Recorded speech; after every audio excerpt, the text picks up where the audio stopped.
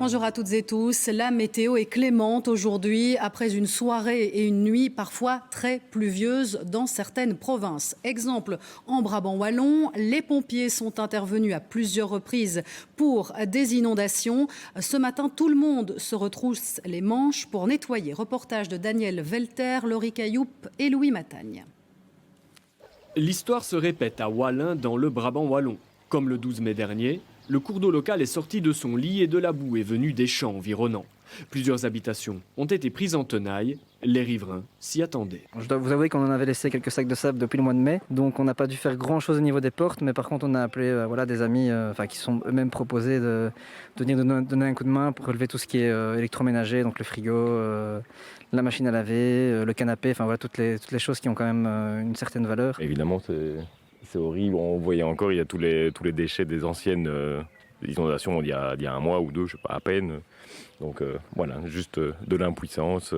Dans le village voisin d'Ernage, en province de Namur, les ouvriers ont passé la soirée à nettoyer les voiries.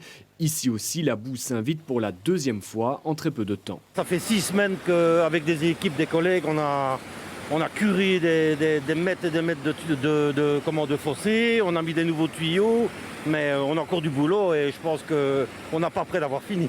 D'ailleurs, ce matin, les opérations de nettoyage se poursuivent dans la région. Cette école de Ramilly a été touchée en pleine réunion de parents.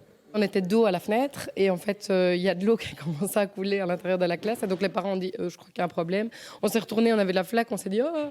Donc en pleine réunion de parents, on a dit, donc voilà, votre fils c'est pas mal. On a mis tout en hauteur avec les parents. 6 classes sont inondées, dont des classes de maternelle où on a l'habitude de laisser des choses au sol. Alors il y a des livres qui sont abîmés, qui ont pris l'eau. On a des jeux qui avaient résisté la fois passée, qui cette fois-ci malheureusement sont trop abîmés. Et c'est triste, mais à un moment donné, il faut quand même se séparer des choses qui sont obsolètes. L'école est restée fermée ce mercredi. Comme ailleurs, on essaye d'y effacer au plus vite les traces laissées par l'eau. Et la province de Hainaut a aussi été touchée. Nous allons rejoindre Pierre Ouidard à Armigny. Une zone d'immersion temporaire a été mise en place là-bas pour justement protéger les habitants des inondations. Mais cela n'a pas bien fonctionné.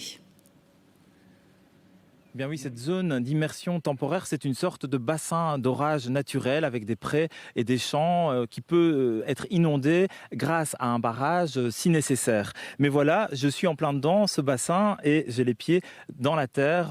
Il n'y a pas d'eau, il est vide. De l'eau, par contre, il y en a un petit peu en aval de la trouille, dans des caves, sur des routes et même dans certaines habitations. Un habitant nous disait avoir eu de l'eau dans son rez-de-chaussée jusqu'aux genoux. C'est un problème récurrent ici, les inondations, et les habitants avaient un peu d'espoir d'amélioration grâce à cette récente construction. La région wallonne comprend leur déception, mais elle assure que l'ouvrage a fonctionné correctement. La vanne s'est légèrement relevée parce qu'on a eu un débit légèrement supérieur au débit de consigne de 10 mètres cubes par seconde. Donc c'est le débit maximum qu'on laisse passer. La preuve en est, nous n'avons pas eu de débordement de cours d'eau. On a eu un débit légèrement en dessous du plein bord.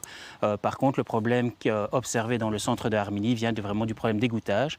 En fait, l'eau présente dans les égouts n'arrive pas à s'évacuer dans le cours d'eau et donc stagne et vient inonder malheureusement le centre du village. Mais bloquer la trouille, relever complètement le clapet, ça aurait quand même permis d'avoir moins de problèmes en aval. Tout à fait, ça pourrait se faire, mais ici on annonce quand même des précipitations encore assez importantes ce jeudi et ce vendredi.